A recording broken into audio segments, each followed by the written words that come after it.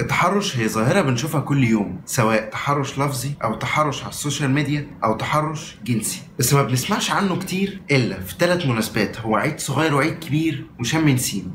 بس انا هتكلم النهارده على التحرش اللفظي والجنسي. انا كنت في حفله قريب ماشي، فكان في بنت هي ضحكت بصوت عالي جدا، يعني هو سلوك ما ينفعش، سواء ولد ولا بنت اساسا هو سلوك ما ينفعش. فالمهم ان كان في ولد من اللي هم بتوع العضلات وفورمه الساحل وماشي وعامل نفسه فيها راجل قوي، وعامل بقى انه محدش هيقدر يكلمه ومش عارف ايه، وقعد يعاكس في البنت ومش عارفه يا ريتني كنت ليفه وشويه الفاظ كده وسخه زيه، تمام. ومحدش فعلا قدر يكلمه، محدش عمل حاجه غير ان كان في ناس عماله تضحك بس على اللي هو بيقوله.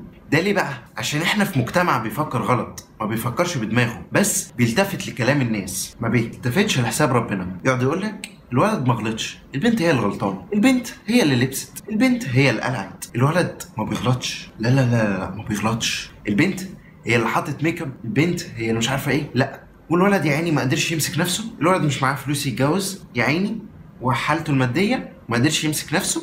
ليه حضرتك؟ هو حيوان خروف مش عارف يمسك نفسه، مش عارف ما يعاكس البنت، مش عارف ما يتحرش بيها. احنا بس مش شاطرين اللي احنا نرمي الغلط على البنت، بدل ما نعترف اللي احنا ما عرفناش نربي. شاطرين بس نخترع اعذار للولد ونرمي كل الغلط على البنت. هي تعمل اللي هي عايزاه، ليها اهل وليها رب يحاسبوها، بس ازاي؟ طب بص، انت هتقول لي ان الولد مثلا محروم ويعني سن الجواز ومش معاه فلوس. طيب ليه العيال الصغيره اللي هي اصلا ما حصلتش 15 سنه واللي احنا بنشوفها واللي يقعد يعاكس البنات في الشارع ويزنق في مش عارفه ايه، لسه مقتنع ان ده فلوس ولا تربيه؟ فما بقاش في اهل بتربي، الاهل بس بقى يجيبوا عيال، يجيب 6 و4 وبعدين يقعد يقول لك انا مش قادر اربيهم، خليهم بقى ينزلوا الشارع، خلي الشارع يربيهم ويبقوا رجاله.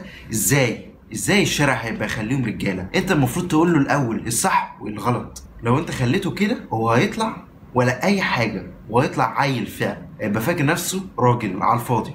ما تقعدش تقول ان مفيش شغل مفيش فلوس، عمر ما الفقر كان سبب لعدم النظافه ولا عدم التربيه. عشان تربي عيالك انت مش محتاج فلوس، طب عشان تربي عيالك انت محتاج دماغ. عمر برضو ما العلام كان ليه تاثير في التربيه.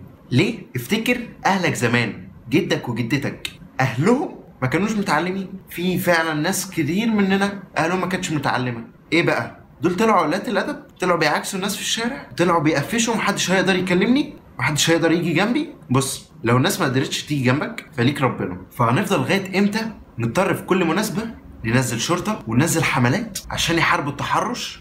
امتى احنا اللي هنبتدي من نفسنا؟ امتى هنبطل نرمي الغلطات على غيرنا؟ حرام عليكم، بطلوا طلعوا الولد بريء وترموا الغلط على البنت.